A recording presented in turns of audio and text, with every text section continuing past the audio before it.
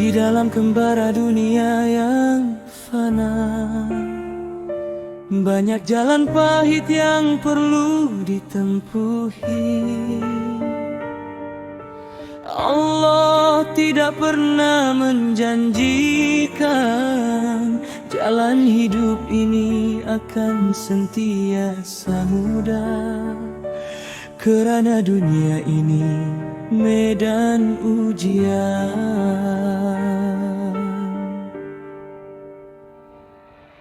Lelah kaki ini melangkah di bumi yang gersang, mencari teduh di bawah terik ujian yang membahas.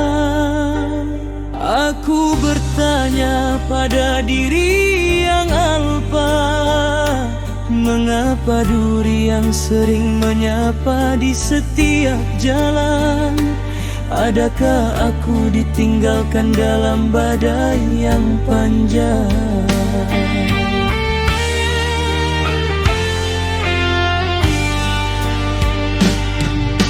Lalu ku teringat lembaran janji yang lama tersimpan, bahwa dunia ini bukanlah semudah yang dijanjikan. Allah tidak pernah menjanjikan jalan yang rata, namun di sebalik payah ada rahasia yang tidak terkata. Dengarlah suara hati yang bergema di jiwa. Aku tidak menjanjikan dunia itu mudah buatmu, namun aku berjanji aku di sisimu. Bersama mereka yang memeluk sabar dalam duka, bersama mereka yang sujud saat dunia menghina. Disitulah cahayaku, disitulah cintaku. Aku bersama mereka yang teguh. Hamba-hambanya yang cekal bersabar, di sanalah kita temui ketenangan.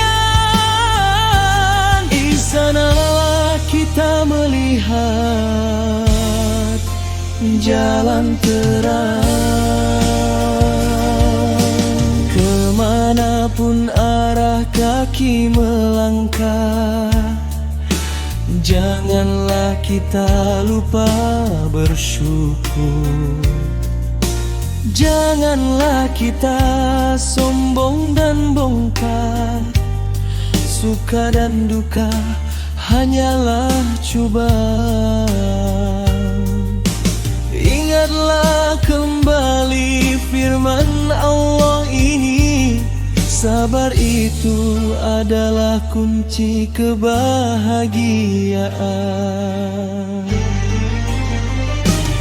Dengarlah suara hati yang bergema di jiwa.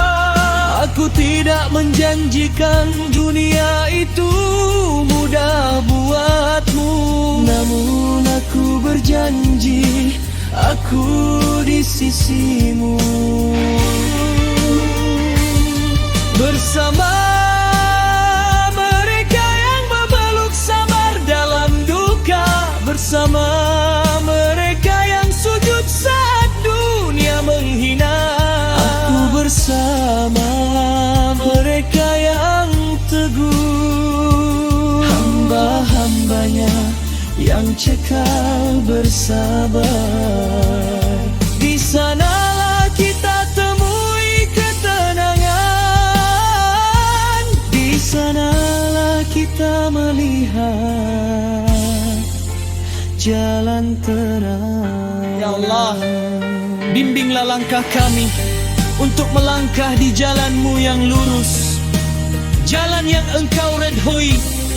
Sebagai hamba-Mu yang setia bersabar, bersabarlah terus melangkah.